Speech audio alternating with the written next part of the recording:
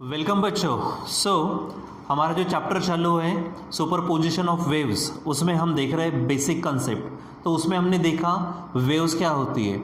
तो हमने देखा कि वेव क्या है, एक डिस्टरबेंस या फिर एनर्जी का ट्रांसफ़र होना one point two another point, ठीक है। और उसके कुछ हमने इसके पहले टाइप्स भी देखे और कुछ प्रॉपर्टीज़ भी देखे। आज उन्हीं टाइप्स में से हम और दो टाइप देखने वाले हैं, जिसमें से एक है हमारा ट्रांसवर्स वेव, दूसरा है हमारा लॉन्गिट्यूडनल वेव, ठीक है बच्चों। आज हम शुरू करने वाले हैं ट्रांसवर्स वेव्स। तो बच्चों क्या होता है, इसके पहले भी हमने इसके बारे में बात की है, ट्रांसवर्स वेव और लॉन्गिट्यूडनल वेव के बारे में। ट्रांसवर्स वेव की अगर बात करते हैं तो सबसे पहले वेव की बात करते हैं। तो वेव, जब मान लीजिए कि हम मैकेनिकल वेव की बात करते हैं, तो मैकेनिकल वेव जो पढ़ा था हमने, क्या था वहाँ पर, mechanical wave requires the material medium, ठीक है। मान लीजिए कि एक आधे रस्सी के ऊपर हम क्या करते हैं, वेव्स निर्माण करते हैं, हमने देखा ही इसके पहले। उस रोप के ऊपर जो वेव्स तैयार होते हैं, तो हमने देखा था कि जो रस्सी के पार्टिकल्स है, वो पार्टिकल अपनी ही मीन पोजीशन के अराउंड क्या करते हैं, ऑसिलेटरी मोशन मतलब एसएचएम परफॉर्म करते हैं, मतलब वो वाइब्रेशन में आते हैं और वेव आगे आगे बढ़ते जाती है। हमने देखा था कि वेव आगे आगे बढ़ते जाएंगी। मान लीजिए कि वेव हॉरिजॉन्टल डायरेक्शन में है, वहाँ पर जो रोप पार्टिकल्स है यानी मीडियम पार्टिकल्स, वो वर्टिकल मैनर में क्या करते हैं, वाइब्रेट करते हैं। तो जब वाइब्रेशन की डायरेक्शन और वेव के प्रोपेगेशन की डायरेक्शन अगर एक दूसरे को परपेंडिकुलर होती है, हम उसे ट्रांसवर्स वेव कहेंगे। तो हम किसे ट्रांसवर्स वेव कहेंगे, when the direction of vibration of medium particle is perpendicular to the direction of propagation of the wave, then the wave is called as transverse wave. हम उसे क्या कहते हैं, ट्रांसवर्स वेव कहते हैं। रहेगा ध्यान में, यानी सिंपल आपको ध्यान में क्या रखना है कि यहाँ पर जो आप देख रहे हो, ये vibration of medium particle is perpendicular to the direction of propagation of wave. ये सबसे अहम पार्ट है इसमें, ये आपको ध्यान में रखना है, ठीक है। उसे कहेंगे हम वेव। अगर आप ट्रांसवर्स वेव कहेंगे उसे। अगर आप ट्रांसवर्स वेव देखना चाहेंगे तो ट्रांसवर्स वेव कुछ आपको इस तरह से मिलेंगी, ठीक है बच्चों। इसमें आप देख रहे हो कि ऊपर के साइड में क्रेस्ट दिख रहा, नीचे के साइड में ट्रफ है, उसके बाद वेवलेंथ है, जो हम कैरेक्टरिस्टिक्स में हम देखने वाले हैं, ठीक है बच्चों। आपको इस प्रकार का जो फॉर्म मिलेगा, इस प्रकार के फॉर्म को आप कहेंगे ट्रांसवर्स वेव, ठीक है। यहाँ पर आप देख रहे हो एक्स डायरेक्शन, वाई डायरेक्शन। तो वाई डायरेक्शन में हमारे मीडियम पार्टिकल वाइब्रेट होंगे और एक्स डायरेक्शन में क्या होगा, वेव ट्रैवल होंगे। दोनों एक दूसरे को परपेंडिकुलर है, तो इस वेव को हम कहेंगे ट्रांसवर्स वेव, ठीक है बच्चों। फिर उसके बाद देखते हैं हम इसके कैरेक्टरिस्टिक्स, यानी कैरेक्टरिस्टिक्स ऑफ ट्रांसवर्स वेव। उसमें से पहला कैरेक्टरिस्टिक्स आप देखो, वहाँ पर transverse wave divides the medium in two parts. अब आप देख रहे हो यहाँ पे जो वेव आपको नज़र आ रही है, ठीक है। जैसे कि ये पहले स्ट्रेट लाइन अगर होती, स्ट्रेट रोप अगर होता, तो आप देख रहे हो ऊपर में ये जो एक पार्ट है, ये पार्ट, और ये नीचे में दूसरा पार्ट। जैसे कि एक आधी पहाड़ी होती है, पहाड़ी को आप इस तरह से दिखाते हो, और एक आधा दरिया होता वो इस तरह से। तो जो पहाड़ी का पार्ट होता है, जिसे हम कॉन्वेक्स पार्ट कहेंगे, और ये जो नीचे वाला दरिया जैसा पार्ट है, ये हमारा कॉन्केव पार्ट, ठीक है। तो कॉन्वेक्स पार्ट को हम कहेंगे क्रेस्ट और कॉन्केव पार्ट को कहेंगे हम ट्रफ, ठीक है बच्चों। तो वो आपको ध्यान में रखना है। देखो, ये ऊपर का जो पार्ट है इसे हम कहेंगे क्रेस्ट, और जो नीचे का पार्ट है इसे हम कहेंगे ट्रफ, रहेगा बच्चों। क्या है हमारा point, transverse wave divides the medium in two parts.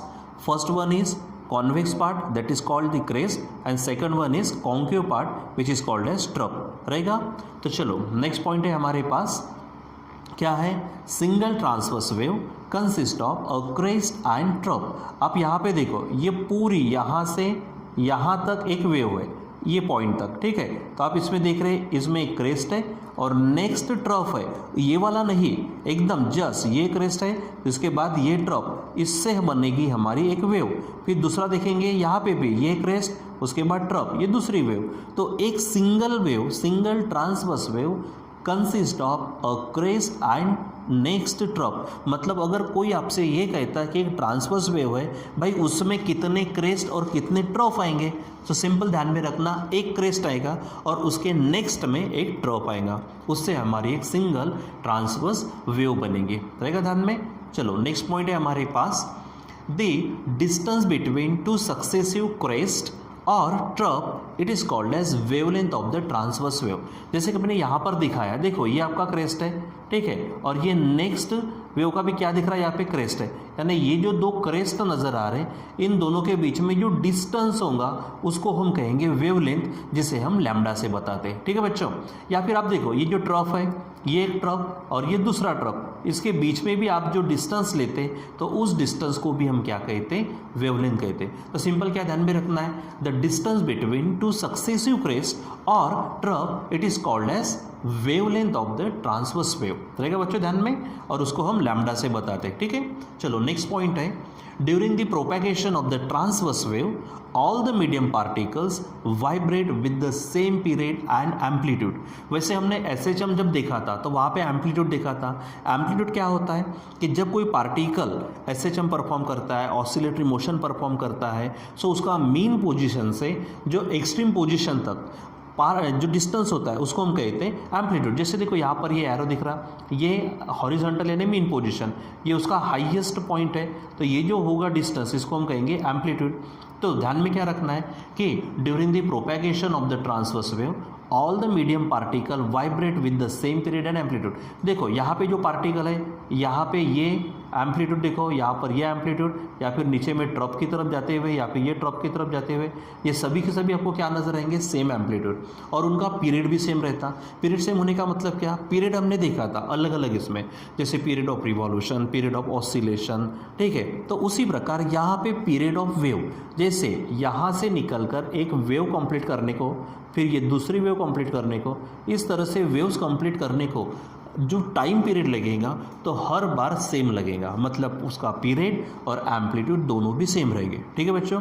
तो ये चौथा पॉइंट आपको ध्यान में रखना है, कौन सा, during the propagation of the transverse waves all the medium particle vibrate with the same period and amplitude, रहेगा ध्यान में। चलो नेक्स्ट पॉइंट है हमारे पास, transverse waves travel only in solid and on the surface of liquid. देखो transverse wave आप रस्सी पर जो बनाएंगे वो ट्रांसवर्स वेव है, या फिर कभी कभी आप देखते हो समंदर पे वगैरह जो लहरें आती है, ठीक है, यानी अंदर नहीं, समंदर पे कहा, समंदर के सरफेस पर, मतलब लिक्विड सरफेस पर जो वेव्स बनती है वो, या फिर रस्सी के ऊपर जो वेव्स बनती है वो ही हमारी क्या है, ट्रांसवर्स वेव।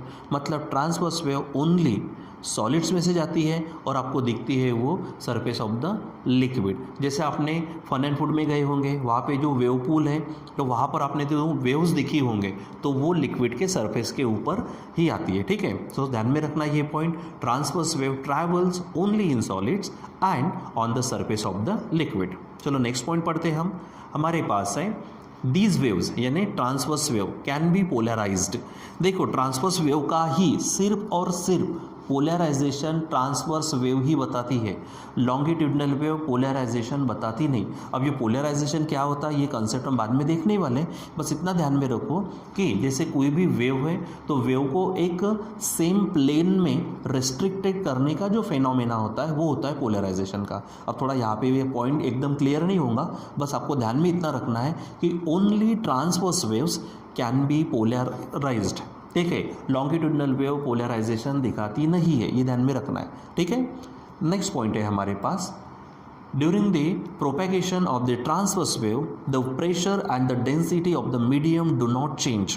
जैसे कि अगर हमने क्या कहा था, रस्सी के ऊपर में यानी रोप के ऊपर में if you form the transverse wave, ठीक है, तो आप देखो वहाँ पे न तो रस्सी खींची जाती है न रस्सी कॉम्प्रेस होती है, मतलब उसका प्रेशर या फिर डेंसिटी पे कुछ भी असर नहीं होता, ठीक है।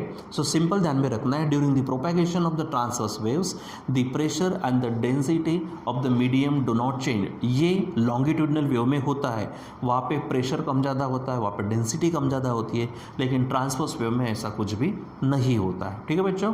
चलो नेक्स्ट पॉइंट है हमारे पास, the velocity of the transverse wave along the string is given by, जो फार्मूला है वो ध्यान में रखना है आपको, v is equal to under root T by M. Formula कौन सा ध्यान में रखना है, v is equal to under root T by M. ये जो टी बाई एम है वो कंप्लीटली रूट में है, ठीक है।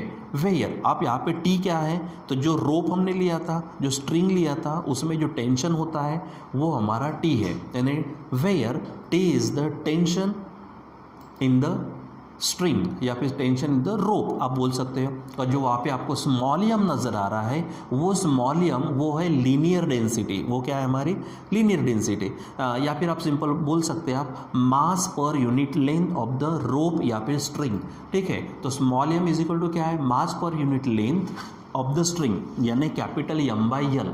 देखो पर यूनिट लेंथ होगा तो आप उसको लीनियर डेंसिटी कहते हो, पर यूनिट वॉल्यूम होगा तो वॉल्यूम डेंसिटी कहते हो, ठीक है। एरिया होगा तो एरियल डेंसिटी कहते हो।